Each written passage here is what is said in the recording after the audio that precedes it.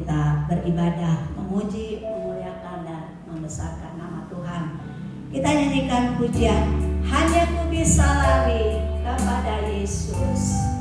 Haleluya.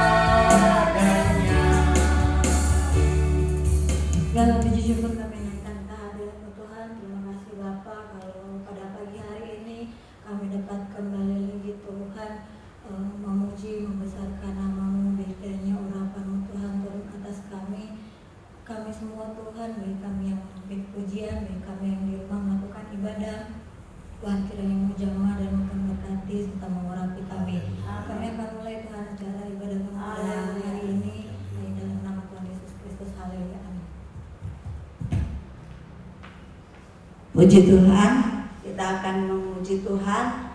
Kita nyanyikan pujian Besar Tuhan.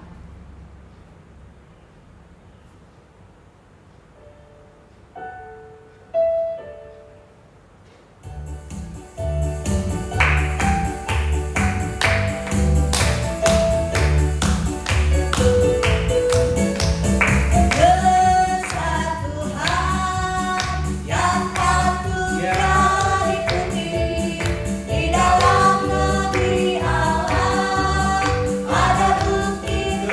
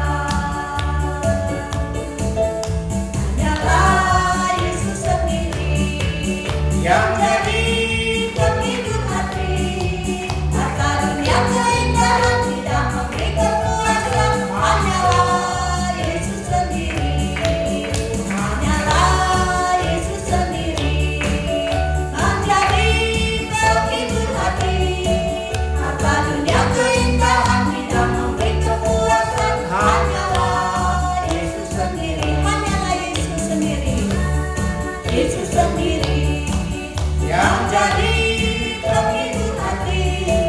Kata dunia keindahan tidak memberi kepuasan, hanyalah Yesus sendiri. Puji Tuhan, hanya Yesus sendiri yang jadi penghibur kita dalam keadaan seperti ini.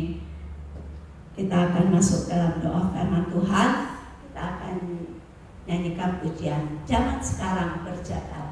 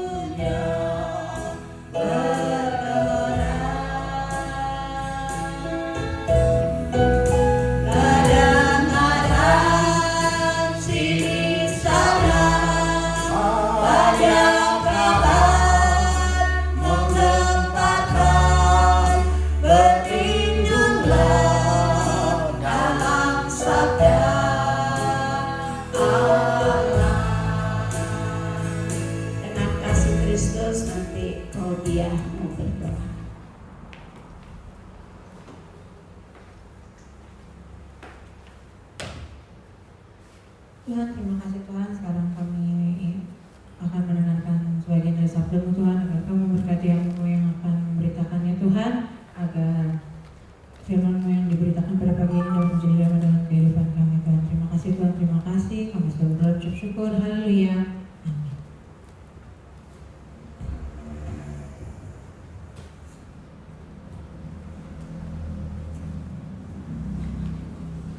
Haleluya. Selamat pagi, dan kita akan merenungkan firman Tuhan kami yang di sini di gereja dan saudara yang di rumah. Silakan simak firman Tuhan pagi hari ini yang dapat memberikan kekuatan dalam hidup kita. 1 Petrus pasal 5 ayat 8 dan 9, firman yang sudah sering kita dengar, tapi kita akan renungkan kembali cara menghadapi musuh. 1 Petrus 5 ayat 8 dan 9.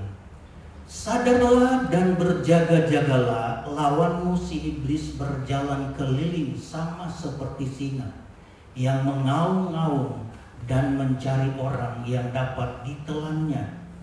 Lawanlah dia dengan iman yang teguh, sebab kamu tahu bahwa semua saudaramu di seluruh dunia menanggung penderitaan yang sama.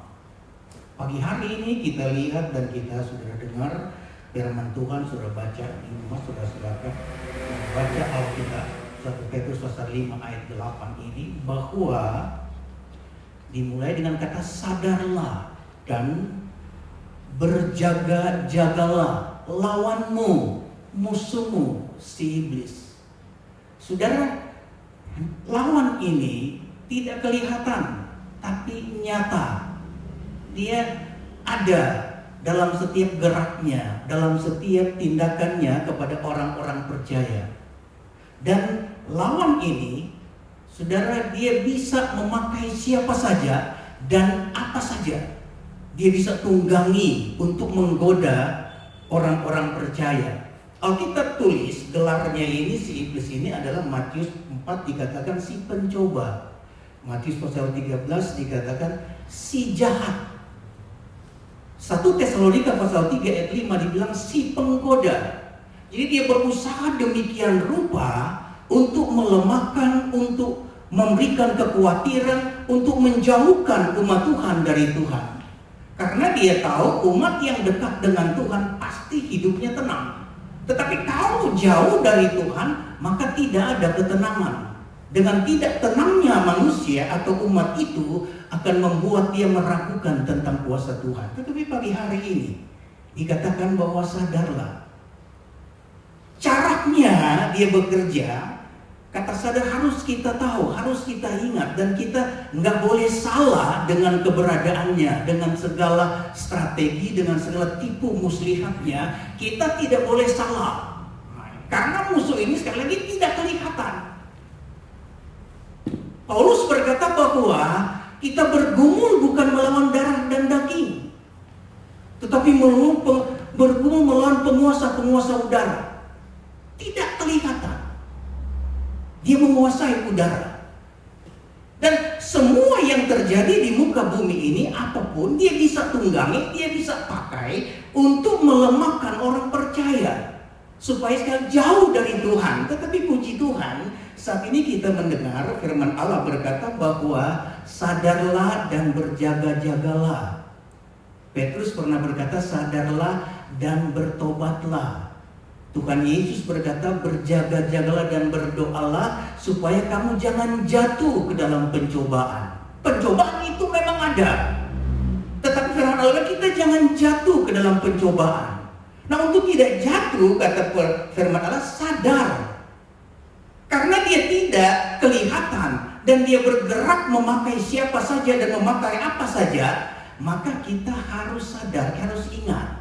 Jangan sampai berdosa menilai keadaan. Jangan sampai berdosa menilai apa yang terjadi di sekeliling kita. Apalagi menyalahkan orang lain, cari kambing hitamnya. Wah, Tuhan sangat tidak suka. Karena dia bisa pakai sekali lagi, dia bisa pakai siapa saja. Dia bisa pakai apa saja. Alam dia bisa tunggangi, manusia dia bisa tunggangi. Karena dia roh. Dia bisa masuk kepada siapa saja. Sebab itu ada istilah kerasukan. Kenapa bisa? Dia bisa masuk. Kalau dia masuk berarti tidak ada Tuhan di dalamnya. Karena Tuhan kan kuat. Tuhan lebih kuat dari dia. Kalau Tuhan ada di dalam kita, kuat kita. Karena Tuhan, bukan karena kita. Kita lemah. Alkitab bilang kekuatan kita tidak seberapa. Siapapun dia, kekuatan manusia tidak seberapa. Tetapi ada Tuhan yang kuat beserta dengan kita. Ini yang harus disadari.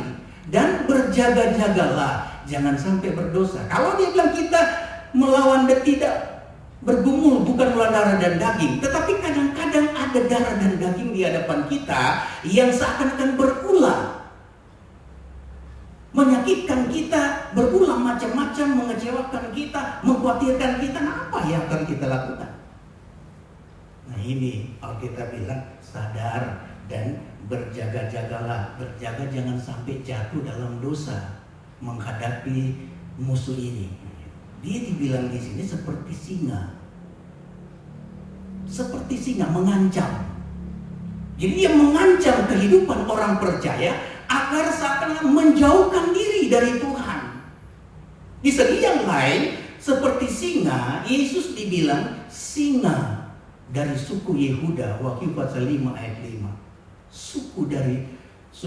singa dari suku Yehuda. Jadi dia bisa pakai cara ini. Tetapi kita tahu tetap saja dia si jahat, si pencoba, si penggoda. Jadi dia berusaha demikian pakai cara yang bermacam-macam untuk meruntuhkan iman orang percaya. Tapi Alkitab katakan bahwa lawanlah dia, karena dia sedang mencari siapa yang dapat ditelannya. Wahyu pasal 12 ayat yang ke-9 bilang dia ular tua. Iblis ini ular tua. Ular, cara makannya kan telan. Nah itu ular. Dia mengancam dan mencari siapa yang dapat ditelannya. Kalau dikatakan dia mencari, apa iya? Bisa dapat? Kemungkinan besar bisa, saudara. Karena Alkitab waktu dia dikutuk oleh Tuhan dibilang, debu tanah akan menjadi makananmu. Debu tanah akan menjadi makanan. Itu ular, itu iblis. Dan kalau saudara tahu, kita tahu dalam 1 Korintus dikatakan pasal 15 dikatakan di situ bahwa ada dua model manusia. Manusia yang alamiah dan manusia yang rohani. Alkitab bilang manusia yang alamiah ini dijadikan dari tanah. Tetapi karena Tuhan mengasihi, datanglah dia, Yesus, untuk mengubah yang tanah ini agar diisi dengan roh. Menjadi manusia rohani. Nah manusia rohani jelas sulit untuk ditelan oleh iblis. Karena manusia rohani ini adalah kehidupannya, tindakannya, geraknya adalah rohani. Bukan duniawi, bukan dari tanah. Ditebus oleh darah Yesus untuk menjadikan dia manusia rohani. Nah, kalau kita ada di dalam Tuhan, maka dikatakan dalam ayat 9, lawanlah dia dengan iman yang teguh. Tidak ada cara lain untuk melawan si musuh ini. Selain dibilang iman yang teguh, iman yang kuat. Itu cara untuk melawan dia. Kekuatan kita, bahasa kita enggak bisa untuk melawan dia. Bahasa kita sering menyalahkan orang lain. Bahasa kita sering cari kambing hitamnya dan dikata-katain. Tapi itu yang menimbulkan, yang menjadi kesukaan iblis, menggoda agar umat Tuhan itu jadi berdosa. Tetapi kalau kita dikatakan punya iman, lawanlah dia dengan iman yang teguh. Sebab kamu tahu bahwa semua saudaramu di seluruh dunia menanggung penderitaan yang sama. Berjalan dengan iman, bertindak dengan iman, menolong saudara-saudara yang lain. Karena mereka pun menanggung penderitaan yang sama. Jadi bukan cuma kita. Selama kita ada di dunia ini, pengaruh ini ada. Karena kita masih di dalam dunia. Ada pengaruh dari hal kesulitan yang sedang terjadi akhir-akhir ini. Ada pengaruh bagi kita. Pengaruh dari jalannya hidup kita. Tetapi Alkitab tulis ada Tuhan di dalam kita. Ada iman yang teguh. Kalau kita baca dalam Efesus pasal yang ke-6 ayat yang ke-16 dikatakan begini. Dalam segala keadaan pergunakanlah perisai iman, sebab dengan perisai itu kamu akan dapat memadamkan semua panah api dari si jahat. Dalam segala keadaan, kita aja kadang-kadang yang memilah-milah keadaan bahwa ini harus hadapi dengan iman, bahwa ini tidak. Tapi Alkitab berkata dalam segala keadaan. Karena iblis bisa tunggangi keadaan, saudara. Dia tidak kelihatan, dia bisa tunggangi keadaan. Tetapi karena kita mempunyai pengertian dari firman Tuhan, dan firman Tuhan bilang dalam segala keadaan pergunakanlah perisai iman. Karena dengan perisai itu kamu dapat menahan,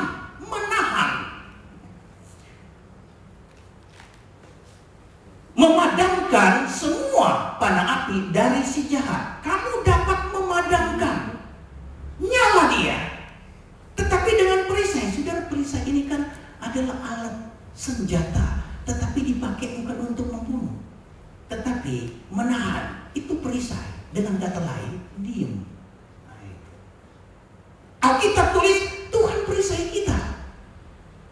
Tapi dia bilang karena iman maka ada Tuhan di Kita sangat kenal bagaimana sih datangnya iman itu. Dalam Roma pasal yang ke-10 ayat yang ke-17. Jadi iman timbul dari pendengaran, dan pendengaran oleh firman Kristus. Iman timbul dari pendengaran. Kata pendengaran itu aktif, melakukan apa yang dia dengar. Dan kalau iman timbul berarti dia ada di atas permukaan, saudara. Dia tidak dapat ditindih oleh persoalan karena dia timbul. Tapi kalau mati, saudara, nah ini. Itu kata timbul bukan cuma timbul karena bahasa, tapi memang Tuhan ingin supaya iman kita itu ada. Karena dunia ini banyak sekali dengan persoalan berat, persoalan yang ribet, maka kita harus ada di atas. Apa yang ada di atas? Iman kita timbul, bukan tenggelam. Dia ada di atas permukaan. Jadi dia melihat semua yang sedang terjadi itu, dan dia diam. Itu perisai. Itu dikatakan kuatnya perisai ini dapat memadamkan. Tuhan sudah katakan bukan akulah perisai. Dia katakan kepada Abraham, jangan takut Abraham, akulah perisaimu dan upahmu akan sangat besar. Perisai. Jadi Tuhan yang membentengi, Tuhan yang melindungi. Tapi kan kita tidak lihat. Musuh pun kita tidak lihat. Lawan kita tidak lihat. Tapi kita tahu dia ada. Tetapi kita tahu dia ada lebih dari itu. Kita yakin iman kita Tuhan ada bersama dengan kita untuk menghadapi persoalan-persoalan yang ada. Dan iman itu harus timbul. Timbul karena apa? Karena pendengaran, dikatakan pendengaran dan mendengar oleh firman Kristus.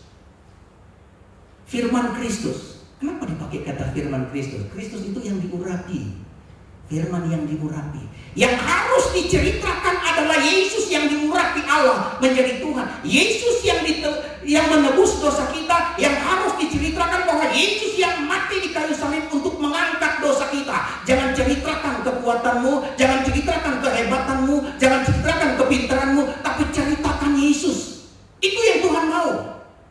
Hati-hati dengan engkau yang diberikan talenta mungkin yang lebih. Tapi jangan ceritakan, jangan andalkan. Tetapi harus Tuhan dalam semua pemberitaan, dalam semua aktivitas kita, harus Yesus yang dipermuliakan. Harus dia, bukan kita.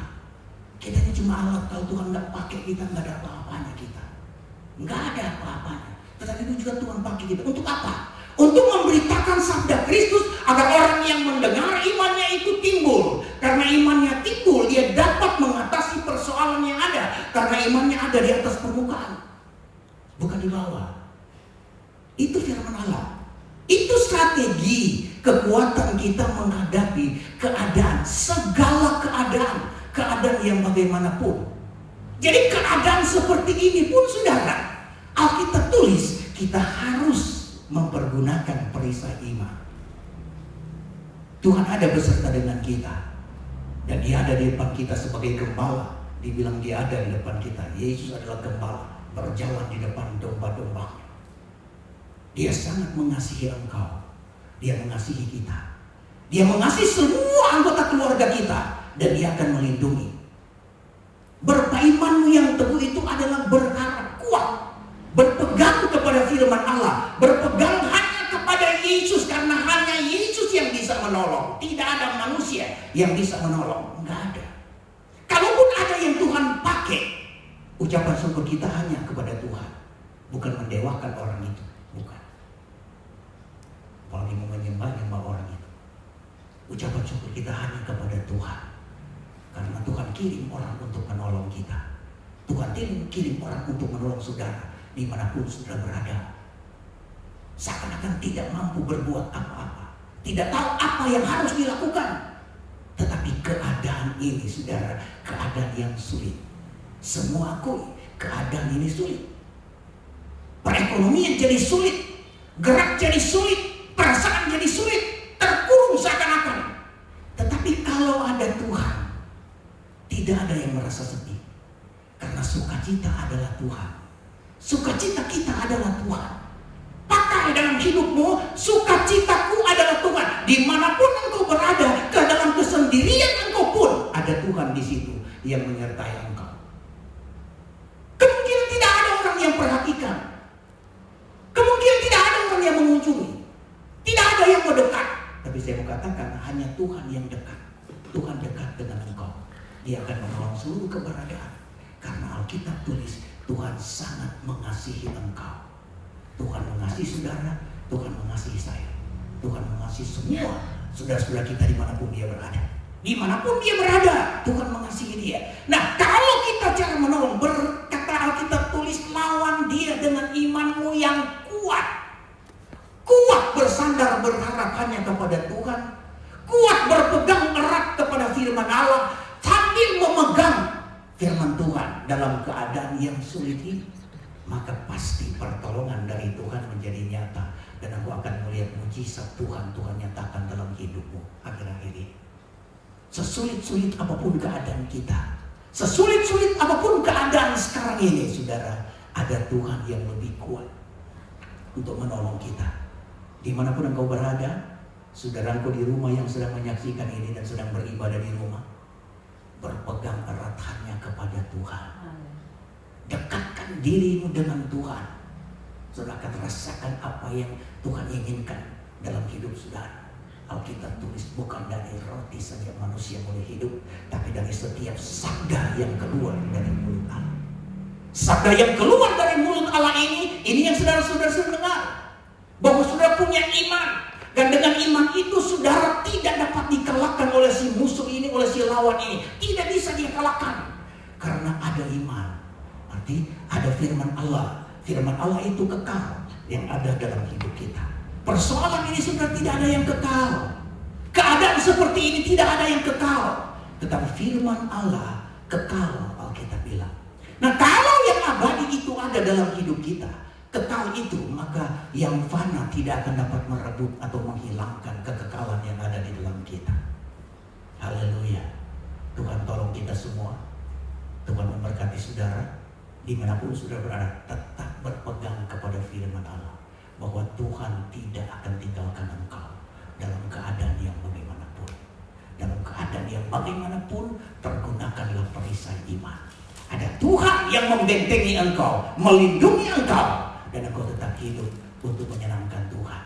Diberkatilah orang yang mereka, dimanapun mereka berada, dalam perekonomian mereka, dalam keadaan tubuh yang sakit, dalam nama Yesus Tuhan engkau jamah dan sembuhkan dia. Dalam kesusahan dia, apa yang sedang menyusahkan dia mungkin akhir-akhir ini, dalam perekonomian, dalam nama Yesus diberkatilah. Apa saja ya Tuhan, engkau sanggup menolong umat-umatmu dalam keadaan yang sulit seperti ini.